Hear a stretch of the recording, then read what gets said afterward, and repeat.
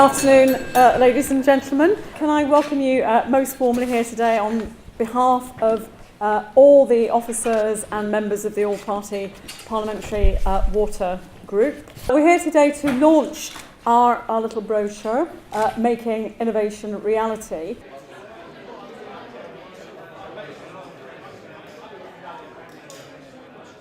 I would argue that the right kind of innovation can certainly contribute to the solution of these problems without heaping additional costs onto consumers and water customers. There's a big pressure on water companies to keep their costs down and to stop water bills from going up. And water company customers are demanding an ever better service. The incentives for innovation in the water sector are very weak.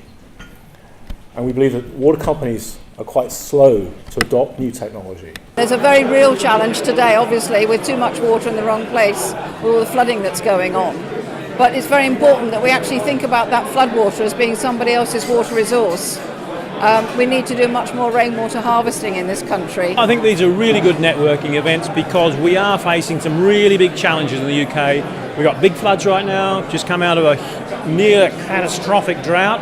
If we'd had a third year of drought, there would have been really big stresses on the system, and we've got to find new ways of coping with those problems. Our company, I2O Water, supplies new technology for monitoring and controlling the water distribution network by managing the pressure, optimizing the pressure in the network.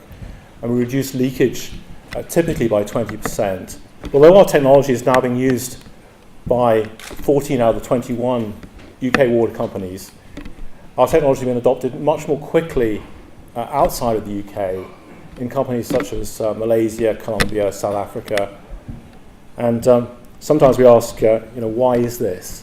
The key thing we want to talk to people today about is our innovative work around slugs. What we've been doing is working with the farmers to try and stop them applying metaldehyde where there's a risk of it getting into our water, funding them to use an alternative type of slug pellets that doesn't cause us a problem. And it's been a great success in reducing the amount of metaldehyde in the water flowing into our reservoirs.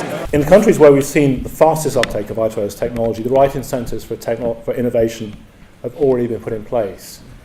For example, we've seen the fastest adoption in countries where water is given an economic value.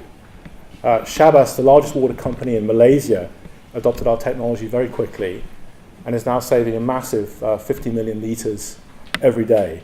We think the incentives for innovation right now are quite weak in the sector, and we're trying to make the case for more innovation.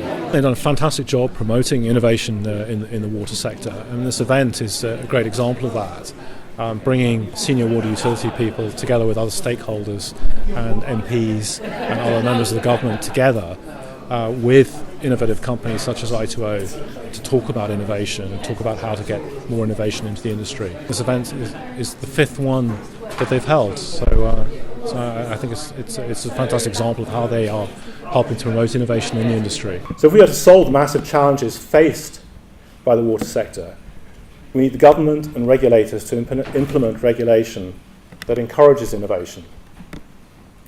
We need them to give water a real economic value and ensure that the true cost of water is passed on to consumers.